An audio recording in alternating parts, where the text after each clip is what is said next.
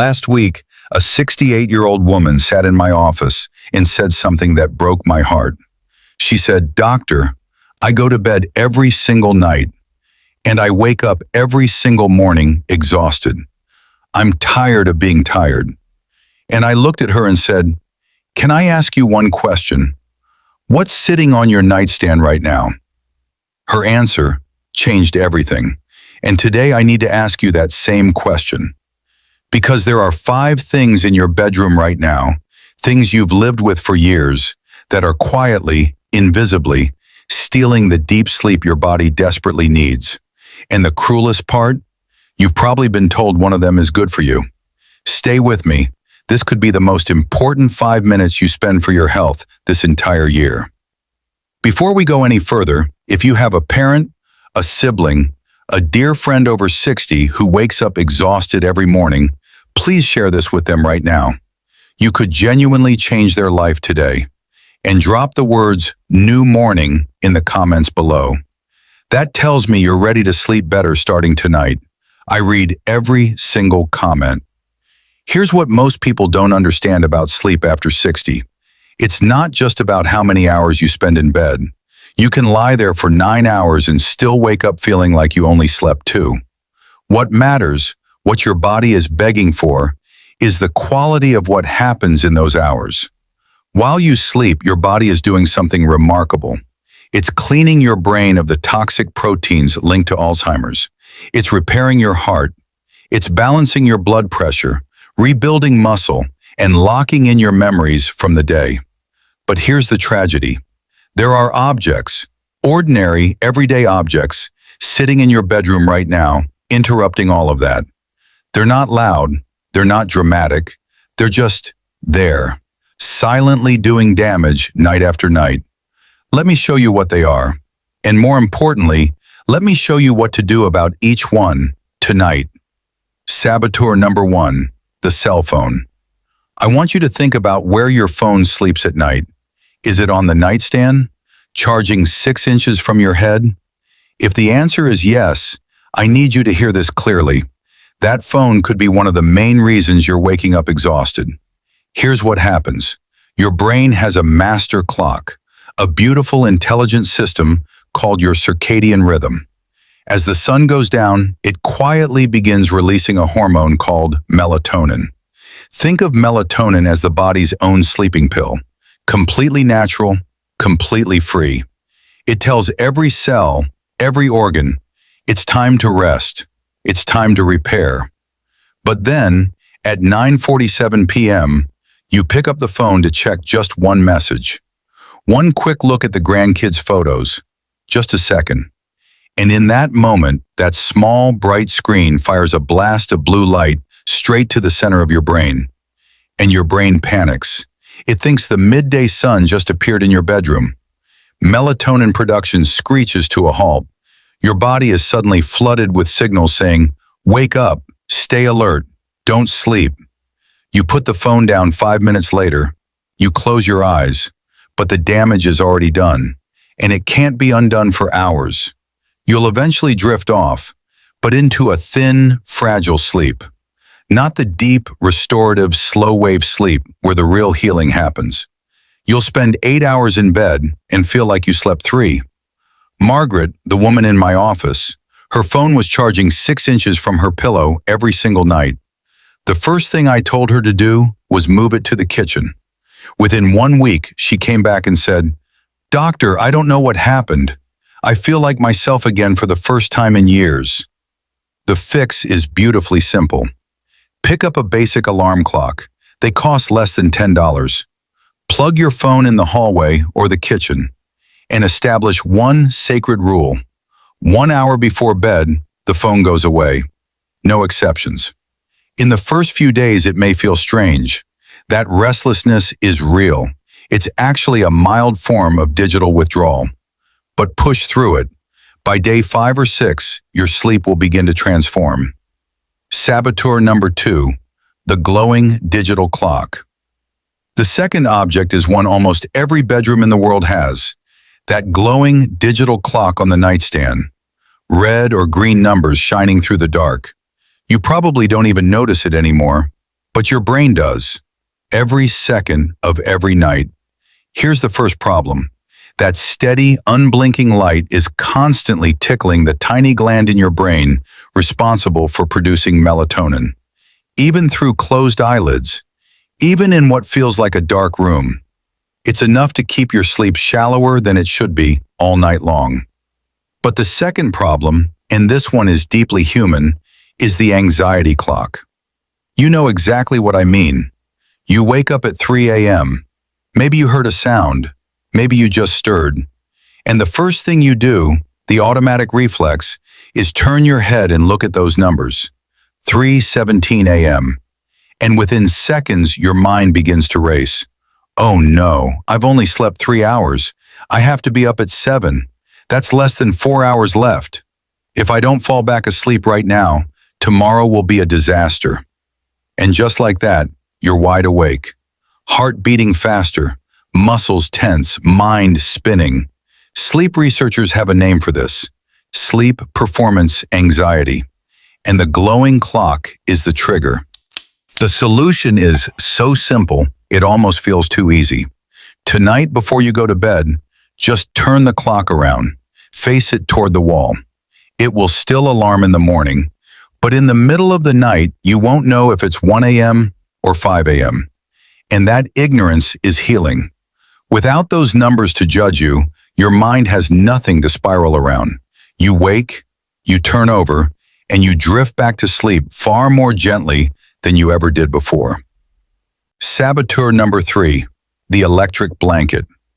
Now, I want to be careful here because I know how much comfort this next one brings, especially in winter, especially when your joints ache and your muscles are sore. I'm talking about the electric blanket, and I am not here to take away your comfort, I promise.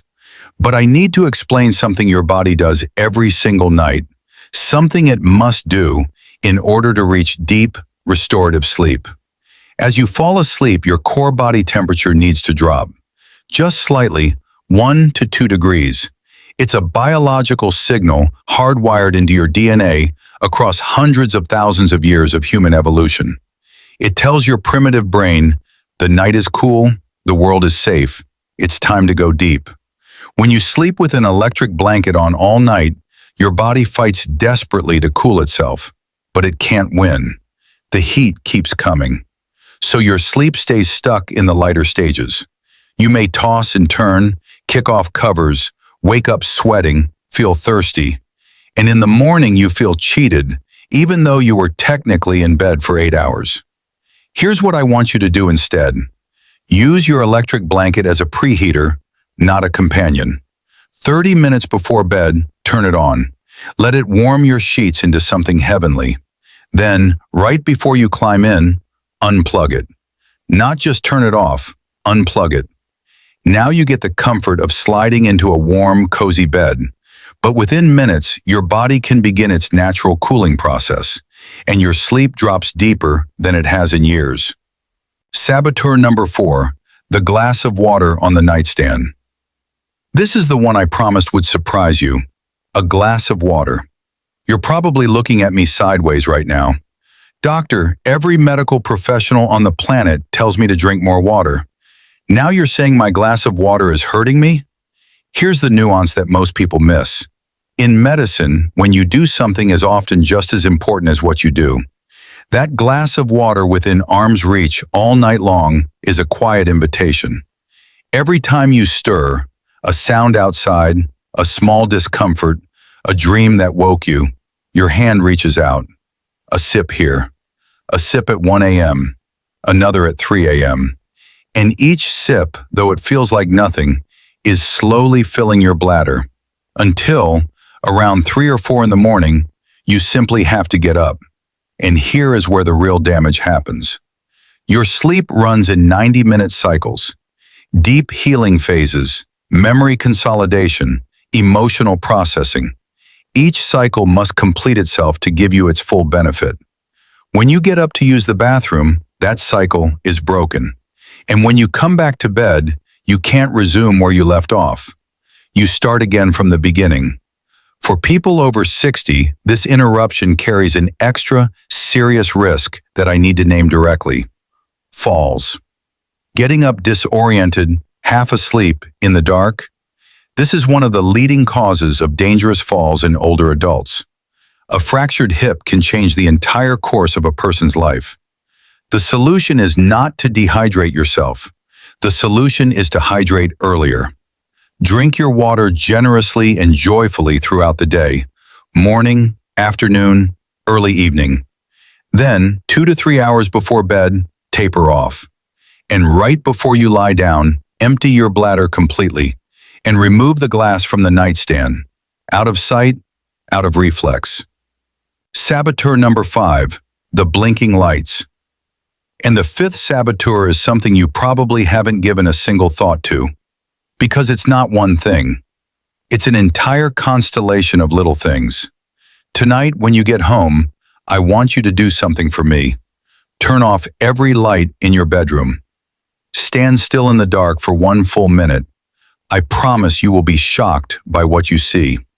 The little green blink of the Wi-Fi router, the red standby dot on the television, the amber glow of the phone charger, the blue light on the power strip, the lit display of the air conditioner. Each one of these, individually, seems like nothing, but together, all night long, they form a persistent, low-level fog of light that your brain registers even through closed eyelids. And your brain, that faithful, ancient guardian, interprets light as daylight, as not safe to go into deep sleep yet. So it holds back, keeps you in lighter, more fragile sleep. All night, every night. The science connecting chronic light exposure during sleep to high blood pressure, weight gain, insulin resistance, and even higher risks of dementia is not small. It is significant, and it is growing. The fix is one of the most satisfying things you will ever do for your health. Go through your bedroom with a roll of black electrical tape, costs almost nothing, and cover every single blinking light. Every one. If your router is in the bedroom, move it.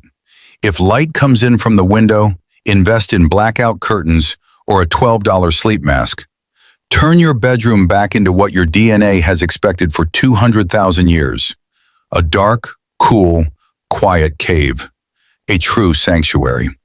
When you do this, and I mean really do it, not halfway, many people notice the difference on the very first night. I want to leave you with something important. The tiredness you feel, the exhaustion that's become so familiar you've started to think it's just who you are now. It is not who you are. It is not simply aging. It is not inevitable, and it is not something you have to accept. Your body is still extraordinary. It still wants to heal. It still wants to give you deep, beautiful, restorative sleep. The kind that lets you wake up with energy, with clarity, with joy. It just needs the right environment to do it. You deserve mornings that feel like a gift, not a punishment. Start tonight. Just one change. Move the phone, turn the clock around, cover one blinking light, and let your body begin to do what it was always designed to do. I'll be here, and I'm rooting for you. If this helped you today, please hit the like button. It helps this reach someone who really needs it. Subscribe and turn on the bell so you never miss a video like this one. And I want to hear from you. Drop "new morning" in the comments if you're going to make one change tonight. Tell me which one. I read every comment and I reply personally. And if you know someone, a parent, a neighbor, a friend, who goes to bed tired and wakes up exhausted, share this with them right now. That share might be one of the kindest things you do for them all year.